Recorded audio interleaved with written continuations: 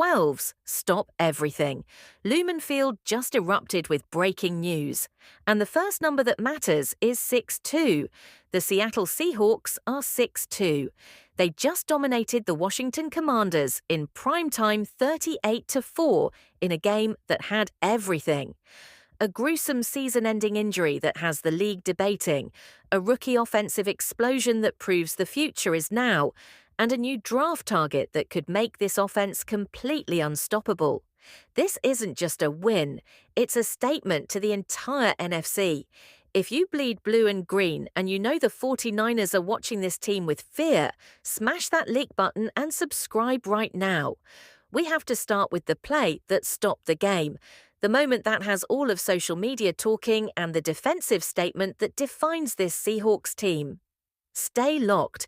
A Sunday night football broadcast is supposed to be a showcase, but nobody was prepared for what happened late in the game at Lumen Field. The sound was sickening. The visuals were worse. Washington Commanders quarterback Jaden Daniels, their star rookie, took a snap on a run play. He was met by Seahawks linebacker Drake Thomas. It was a routine tackle, a perfect by-the-book wrap and roll that coaches dream of. Thomas squared up, kept his head out of it, and spun Daniels to the ground. But as Daniels tried to brace himself, his left arm planted awkwardly and bent in a direction it was never ever supposed to bend. The immediate reaction from players on both benches told the story. Medical staff rushed the field. An aircast was brought out. Dr. Jesse Morse, analysing the play online, called it a likely fracture and dislocation, a gruesome injury that is almost certainly season-ending. It was a horrific outcome. But here is the critical distinction the 12s must understand. It was not a dirty play. Multiple angles from the broadcast feed to fan videos confirmed Thomas used standard fundamental technique. There was no launch, no helmet-to-helmet contact, no unnecessary roughness. It was a case of horrible football luck, the kind that makes everyone's stomach drop, regardless of the jersey they wear.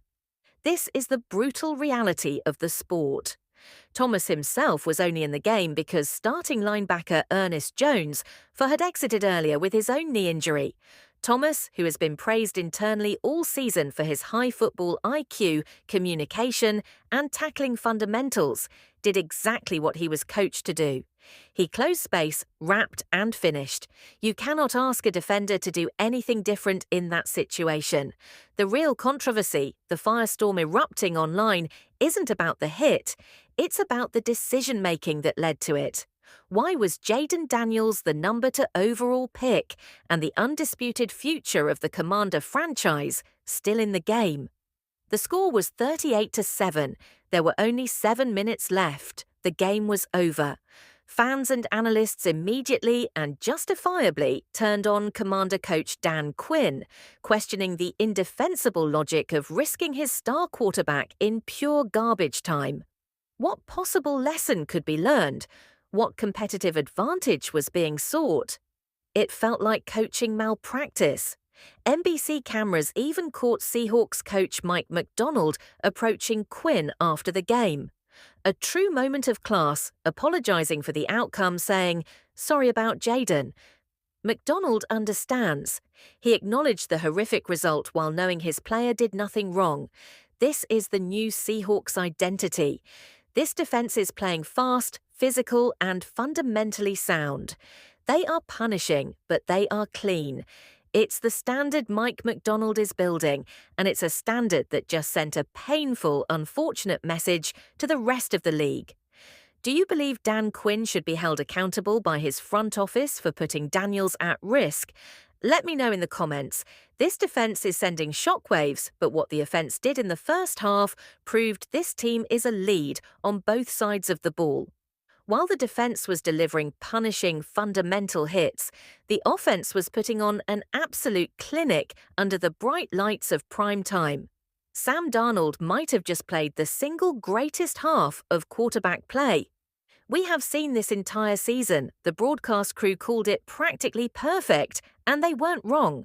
But the story wasn't just Darnold's surgical precision, it was the emergence of the next wave of weapons. The rookies are ready. We already know about Jackson Smith and Jigba, who is ascending to superstardom. But Sunday night was about to other names, to rookies who delivered a massive statement performance. Torrey Horton and Elijah Royo. This is the depth that championship teams are built on. Let's start with the tight end Ayoyo.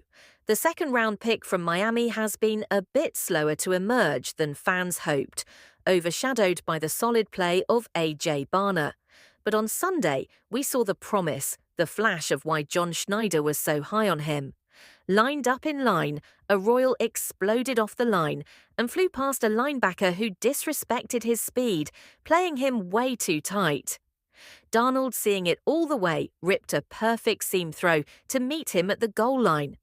Arroyo had to double clutch the catch in traffic, showing incredible concentration and strong hands to haul it in for his first career NFL touchdown. The sideline, the 12s, the entire stadium exploded for him. That's a moment that can unlock a young player's confidence for the rest of the season. And then there was Torrey Horton. The rookie out of Colorado State has been quiet in some games, but when he speaks up, he screams. He caught touchdowns in the first half alone, demoralizing the Washington secondary. The first score was a masterclass in body positioning, a my ball mentality, fighting for advantage against veteran corner Marshon Lattimore in the back of the end zone. For a tough, physical, contested catch that wasn't a rookie play.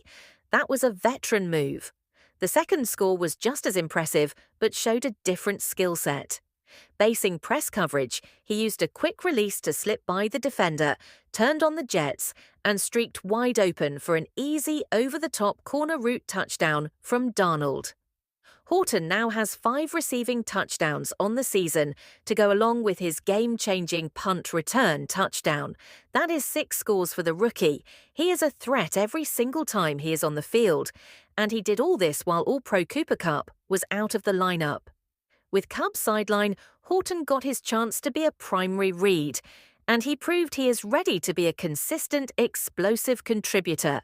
This offense is clicking on every cylinder. JSN is the top target, but with Horton and Ayoyo now proving they can win their one-on-one matchups, this unit is becoming impossible to defend.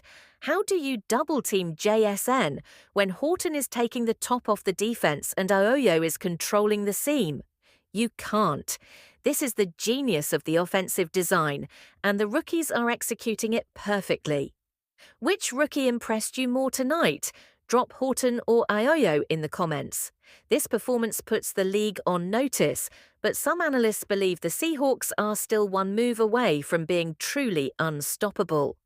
The Seattle Seahawks offense is elite. Let's stop debating it.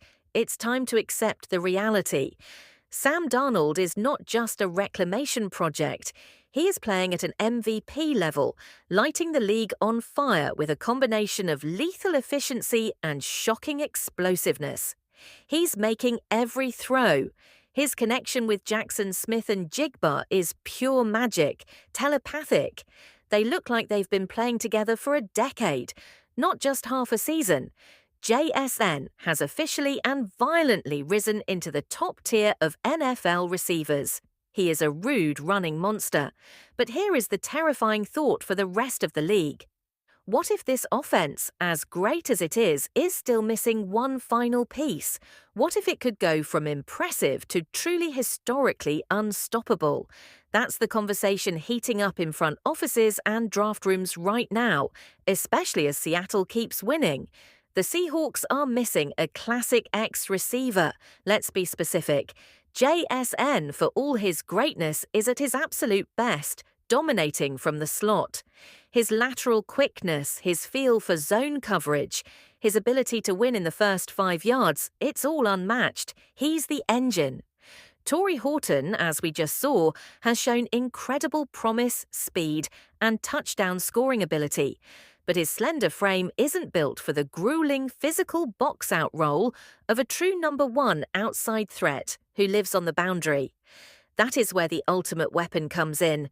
The name analysts are now connecting to Seattle, the missing link, is Carnell Tate, the dominant wideout from Ohio State.